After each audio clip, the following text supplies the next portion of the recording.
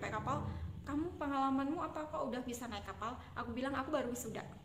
Dan kerja di kapal, jujur aku kerja di hotel, aku tuh belum pernah tekan kontrak. Jadi cuman daily worker atau casual part time gitu guys.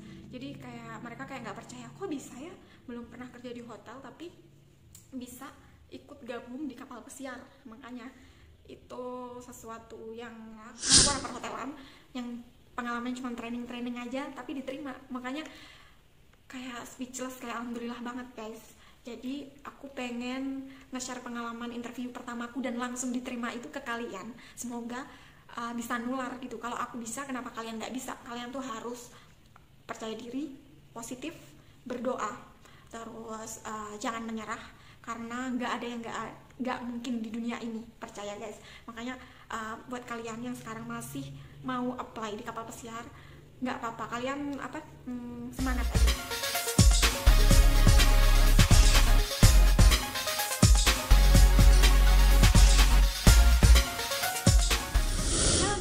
Welcome to my channel, balik lagi dengan aku Dian Tias. Seperti pada thumbnail judul pada video ini, kali ini aku bakal ngebahas tentang tips masuk kapal pesiar dan interview pertama langsung diterima. Ini cerita berdasarkan pengalamanku sendiri ya guys. Jadi aku tuh jujur, kalau ditanyain kan suka ada beberapa yang nanya kayak, Mbak, interview di kapal tuh gimana sih Mbak? Kak, gimana sih tipsnya biar bisa kerja di kapal? Banyak banget pertanyaan kayak gitu. Cuman aku pribadi, aku tuh nggak bisa cerita ngebandingin atau compare agensi ini interviewnya gimana, agensi yang lain interviewnya gimana, karena jujur aku tuh interview pertama langsung diterima, alhamdulillah banget itu. Makanya kayak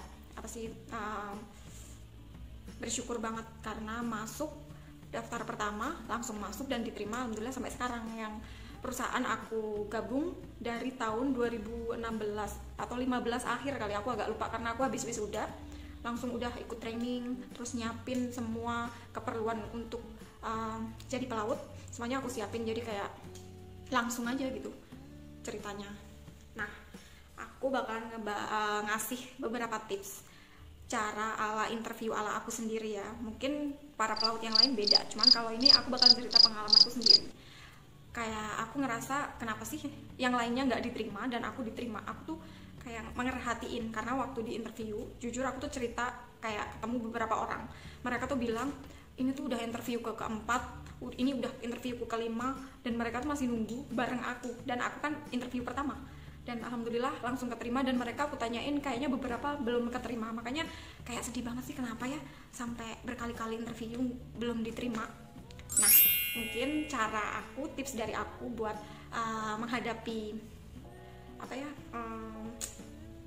mempersiapkan sebelum interview, mungkin bisa kalian gunain kali ya. So langsung aja di sini. Waktu itu aku bakalan cerita awal mula waktu aku interview.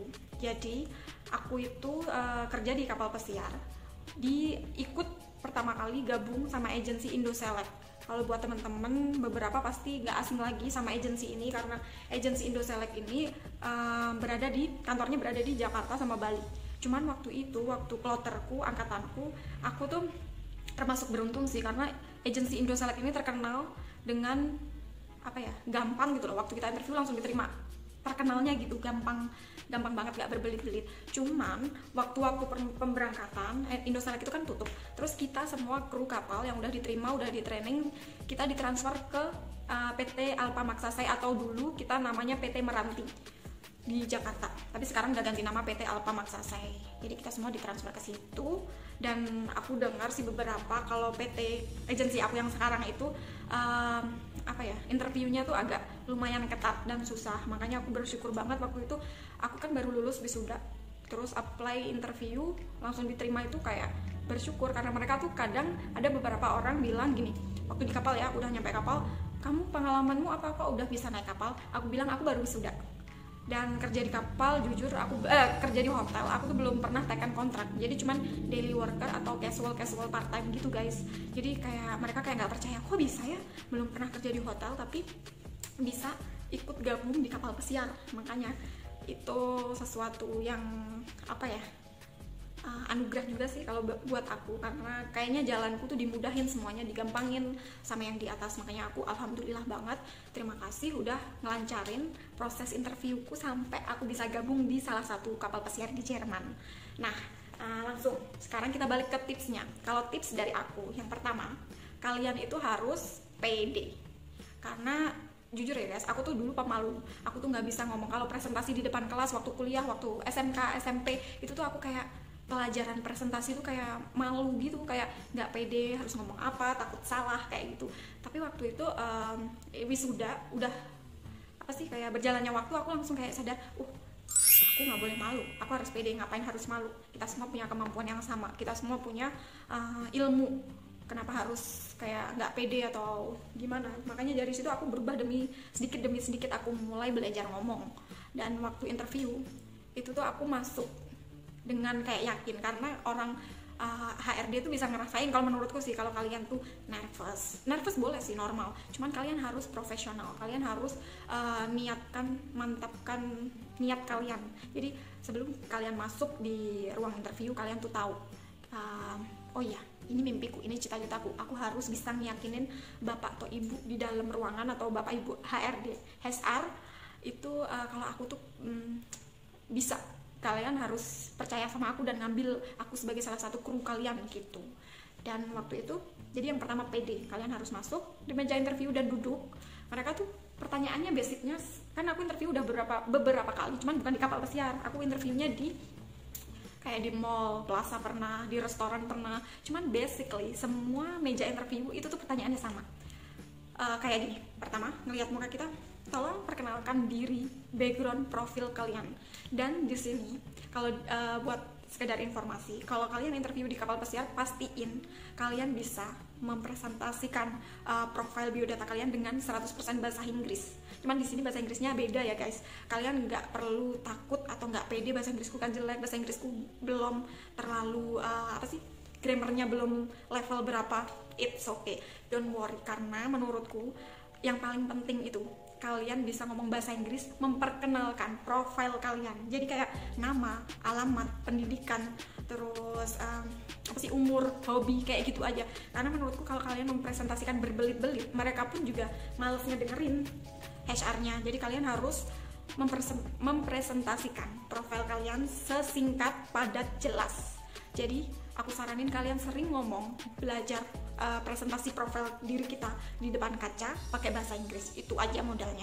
Jadi kayak nama semua bla bla bla, kalian ngomong bahasa Inggris, udah itu aja, nggak usah mempelajari beberapa TOEFL Inggris lainnya.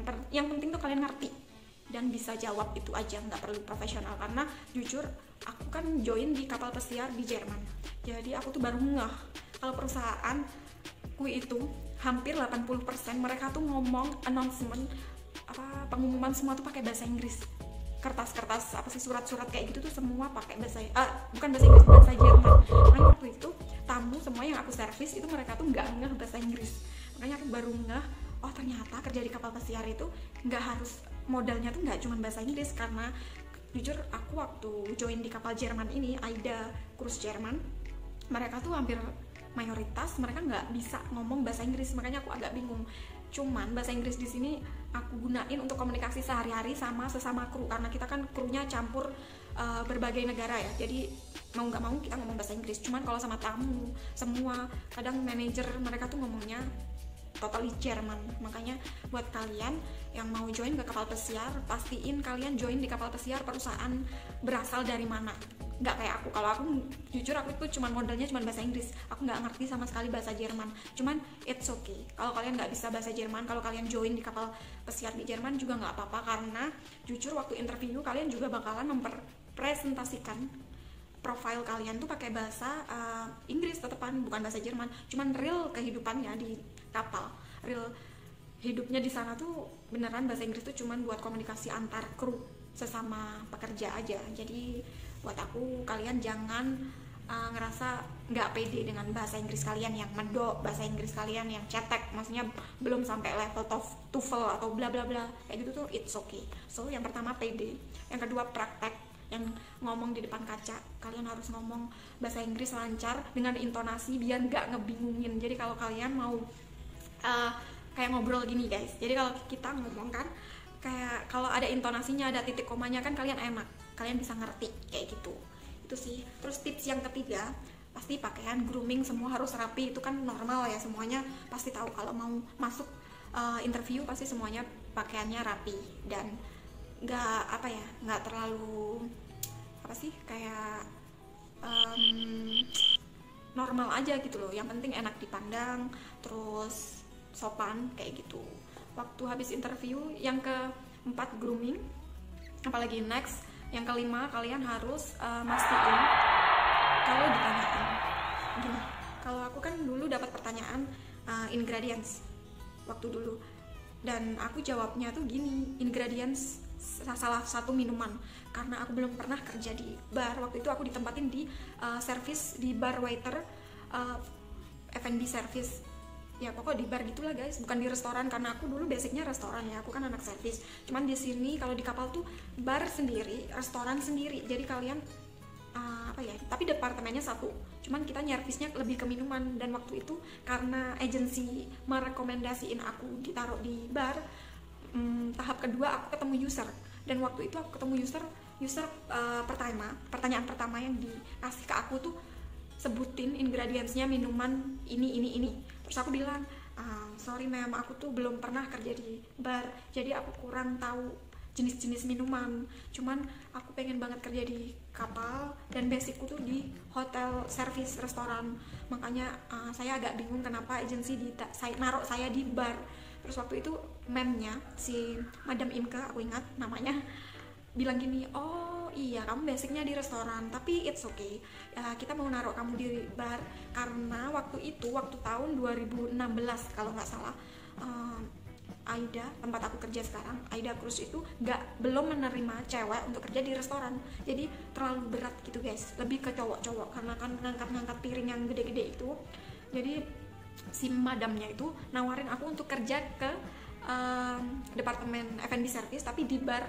Waktu itu aku kan pengen banget kerja di kapal pesiar, jadi aku ngerasa ya udah nggak apa-apa, cuman aku belum tahu product knowledge-nya, jadi aku kayak bingung gitu. Cuman madamnya bilang it's okay, kamu bakalan dapat training. Cuman masalahnya di sini orangnya bilang gini, kamu umurmu masih terlalu muda, karena aku ingat umurku tuh masih 21 atau masuk 22. Kata beliau, aku tuh masih terlalu muda, dan kira-kira udah tanya orang tua belum buat interview ke kapal. Waktu itu aku jawabnya udah aja, padahal jujur guys aku belum nanya ke orang tuaku. Waktu itu tuh aku mau wisuda, cuman ya udah aku pengen bilang ke mereka, keluargaku, kalau aku udah diterima. Aku tuh orangnya kayak gitu, jadi kayak belum tanya dulu. Cuman madamnya tuh kayak khawatir, kamu masih terlalu kecil, kenapa mau kerja di kapal pesiar, sebutin alasannya. Waktu itu aku ngejelasin ya memang aku masih mungkin bisa dibilang terlalu muda, umur 21, 22. Cuman aku tuh bulan depan wisuda, dan ini cita-citaku. Aku habis wisuda aku pengen banget kerja di kapal pesiar, aku pengen keliling dunia, madam, aku bilang gitu. Terus madamnya ketawa. Mungkin kalau aku nangkepnya dia bilang mikirnya apa sih anak kecil kok pengen keliling dunia kayak gitu. Tapi waktu itu aku kayak nyakinin banget, please, kayak percaya deh sama aku bisa kok, aku udah biasa kerja, karena aku kuliah sambil kerja, aku jelasin gitu dengan PD-nya. Cuman waktu itu alhamdulillah si Madam Imke itu percaya, bilang oke, aku percaya kamu, ya udah kamu tak terima di perusahaan ini. Cuman besok bulan depan atau bulan depan 2 bulan atau 3 bulan lagi kamu bakal dipanggil ke Bali, kita ada training buat kru yang mau join ke kapal pesiar. It's okay for you. Dia tanya nggak apa-apa kan buat kamu. Terus aku bilang iya nggak apa-apa, kan buat persiapan bekal. Nah itu setelah itu setelah interview selesai, aku keluar dari pintu dan aku dapat kayak amplop kalau aku bisa diterima di kapal pesiar ini. Semua aku tinggal nunggu telepon, dan alhamdulillah 1 bulan setelah aku wisuda, itu tepat aku setelah wisuda, mereka tuh nelpon, Dian kamu dapat training di Bali, jadwalnya bulan ini, tanggal ini, hari ini kamu berangkat ya. Terus waktu itu aku senang banget, makanya kayak wah beneran aku diterima, karena aku tuh kayak nggak percaya gitu, kok bisa sih, aku belum pernah kerja di hotel sampai taken kontrak, cuman aku anak perhotelan yang pengalaman cuma training aja tapi diterima. Makanya kayak speechless, kayak alhamdulillah banget guys.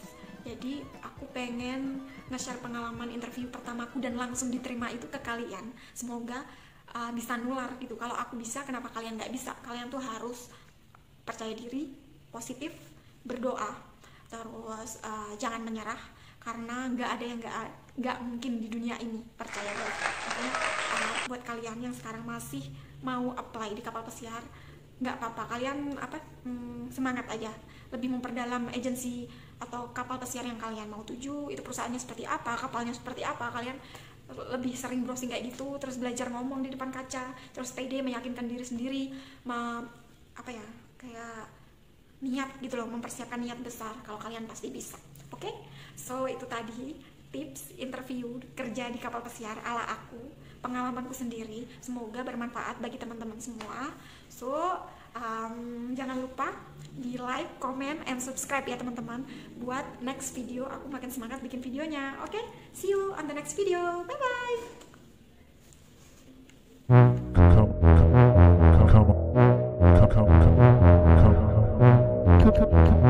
Come on.